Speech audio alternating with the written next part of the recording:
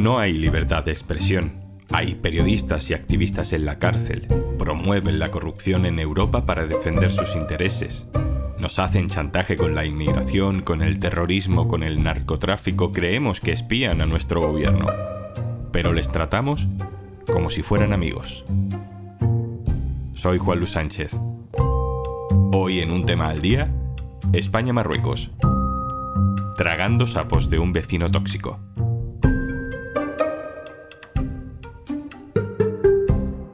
Una cosa antes de empezar. Hola, soy Juanjo de Podimo.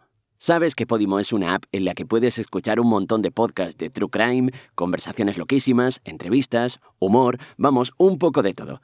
Y por ser oyente de Un Tema al Día, te regalamos 60 días para que puedas escucharlo todo gratis. Entra en podimo.es/aldía y consigue tus 2 meses completamente gratis.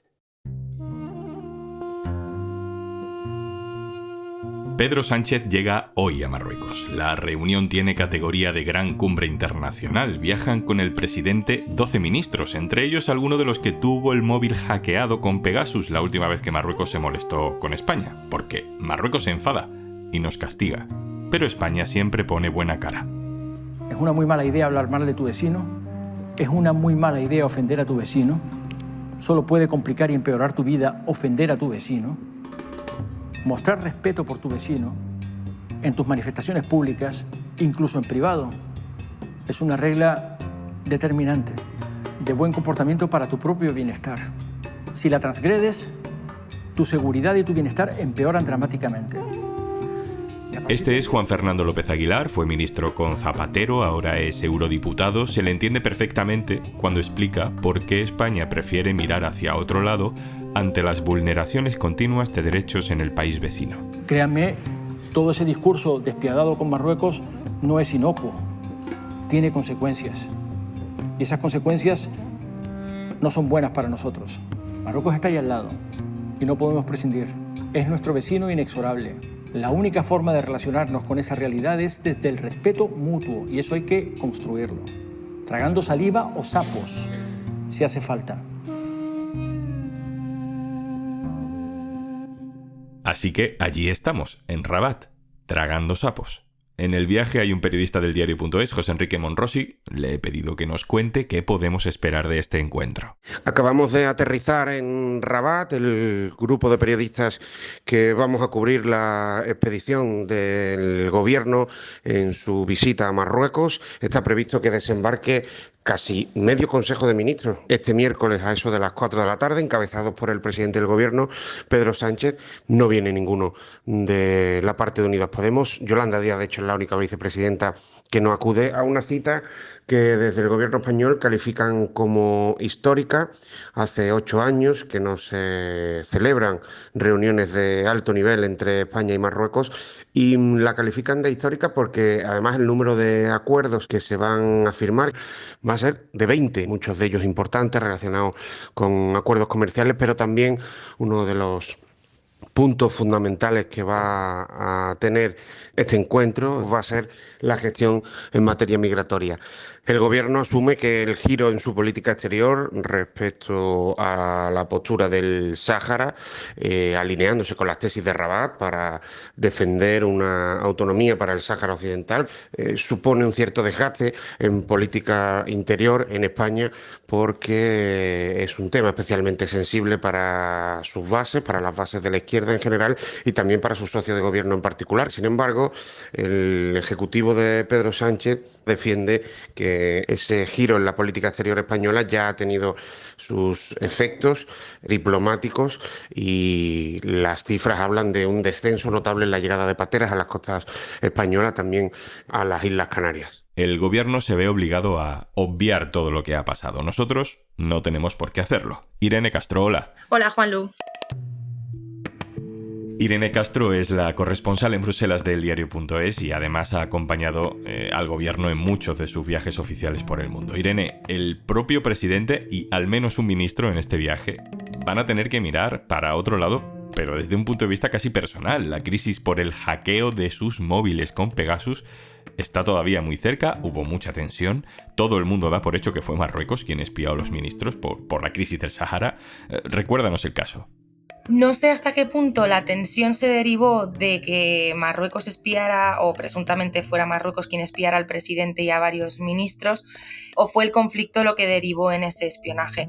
Lo cierto es que se descubrió que el teléfono del presidente del gobierno y de Margarita Robles y de Fernando Grande Marlaska habían sido infectados con el software Pegasus, que en teoría solamente pueden acceder a él gobiernos, y Marruecos está detrás del espionaje a Macron. Por tanto, digamos que todas las señales apuntan a Marruecos. Pero el gobierno no ha querido señalar a Marruecos, lo ha puesto todo en manos de la justicia, no hay novedades al respecto y tampoco ha tenido ningún efecto por parte de España en la relación con Marruecos que supuestamente hiciera ese espionaje. Las relaciones se han recompuesto y de eso públicamente al menos no se ha hablado. Es decir, que aunque haya sospecha, España no se ha querido enfadar con Marruecos públicamente al menos porque no se lo puede permitir. Efectivamente, no ha habido una reacción airada por parte de España ante las sospechas de que ha podido ser Marruecos quien ha espiado al presidente del gobierno. ¿Por qué Marruecos es tan importante para España? Bueno, básicamente por el control de la inmigración.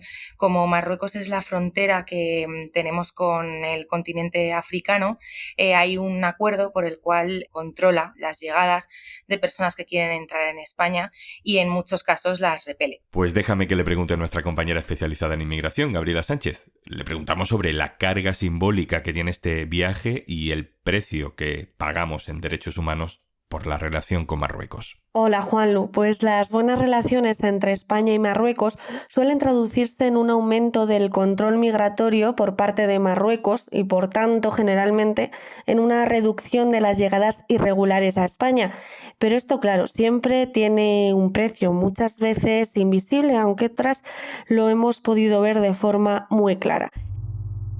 Esto sucede porque Marruecos históricamente ha utilizado la migración como arma arrojadiza para conseguir sus intereses económicos y políticos.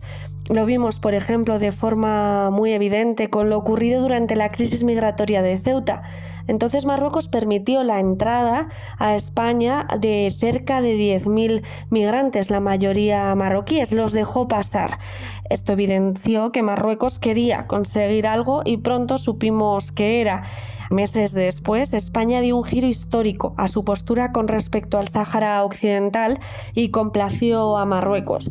España y la Unión Europea acabaron aumentando los fondos enviados a Marruecos y ahora vemos de forma clara los efectos. Las llegadas irregulares a España efectivamente han descendido en 2022 y han alcanzado niveles de 2017. Esto tiene un precio invisible, sobre todo para los migrantes que tratan de llegar a España. Los migrantes que están allí nos cuentan que cada vez se hace más insostenible, más difícil vivir en Marruecos debido al aumento de la violencia policial y de las redadas, sobre todo en las zonas claves de las rutas migratorias a España. La tragedia de Melilla fue un efecto muy claro de los efectos de estas políticas llamadas por las ONG externalización de fronteras. Al menos 23 personas murieron en nuestra frontera y vimos los golpes de la policía marroquí y cómo se encargaron de retener la entrada con violencia, incluso en suelo español. El precio para el gobierno de España es tener que defender de forma pública actuaciones como esta de la policía marroquí, a pesar de que choca con sus supuestos ideales, porque al final están pagando a Marruecos para que evite las entradas irregulares, pero sin establecer ningún mecanismo de vigilancia del respeto de los derechos humanos. Irene, más allá de la inmigración, un punto de conflicto en las relaciones hispano-marroquíes suele ser la soberanía de Ceuta y Melilla, que aquí tenemos muy claras, ¿no? Son ciudades autónomas españolas y punto, pero Marruecos no lo ve exactamente así. Bueno, para el gobierno español fue muy importante cuando Pedro Sánchez viajó a Rabat y se recompusieron oficialmente las relaciones porque fue invitado por el rey Mohamed VI a la ruptura del Ramadán. Para él fue muy importante en ese momento que Marruecos, por escrito, de alguna manera aceptó la soberanía española sobre Ceuta y Melilla al reconocer que se tenían que reactivar los puestos fronterizos. Y ahora ha sido muy importante la reapertura de esas aduanas. Entonces, Para España, bueno, digamos que hay un conflicto por parte de Marruecos, una reclamación por parte de Marruecos de esos territorios, pero creen que no hay más problema porque además a una cosa a la que se acogen es a que Marruecos está protegiendo esas fronteras al hacer ese control migratorio y entonces que por tanto de facto está reconociendo esas fronteras y por tanto la soberanía de España sobre esos territorios. También hemos visto otro gesto reciente, en este caso no del gobierno, pero sí del Partido Socialista representado en el Parlamento Europeo, en el momento en el que la Eurocámara hace unas semanas, una reivindicación conjunta para el cumplimiento de los derechos humanos en Marruecos, que es un régimen muy autoritario. ¿Qué pasó? Bueno, pues es inédito prácticamente que la Eurocámara haga una resolución crítica con Marruecos precisamente porque es un socio estratégico de la Unión Europea. No suele pasar. Lo que pasa es que ahora, como hay un escándalo de corrupción en el que está implicado Qatar y el origen de la investigación es Marruecos, la izquierda vio una oportunidad para intentar que la Eurocámara pues, se pronunciara sobre la vulneración de derechos humanos en ese país. Los socialistas europeos fueron muy críticos con Marruecos y poco menos que dijeron que bastaba ya de chantaje, ¿no? Y la sorpresa llegó a la hora de la votación, en la que por una abrumadora mayoría la Eurocámara condenó la situación de los derechos humanos en Marruecos, en concreto la situación de varios periodistas encarcelados, y los socialistas españoles votaron en contra de la resolución. Y la explicación que dio el Partido Socialista es precisamente que votaron en contra para mantener las buenas relaciones con Marruecos. Decían que ellos desde el diálogo abordan este tipo de cosas, pero lo cierto es que no se ha cuestionado prácticamente nunca la situación de los derechos humanos en Marruecos. Irene, tú que has seguido al presidente del gobierno en muchos viajes oficiales, que has visto cómo es el ambiente en Moncloa, en el Ministerio de Exteriores, ¿dirías que España, el gobierno de España, le tiene miedo a Marruecos? No sé si diría miedo, pero desde luego sí que diría muchísimo respeto. Al fin y al cabo, la política exterior de España, como se demostró en 2021, está hasta cierto punto supeditada a los intereses de Marruecos. Se vio con el giro en el Sáhara. Y bueno, y en medir cada palabra también queda claro que no queremos enfadar a ese socio. En los viajes oficiales siempre suele haber una liturgia, pero creo que en el caso de Marruecos es especial.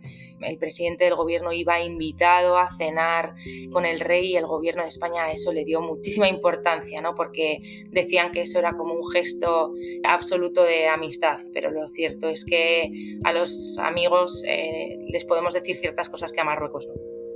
Irene Castro, corresponsal en Bruselas del diario.es, muchas gracias. Muchas gracias a vosotros.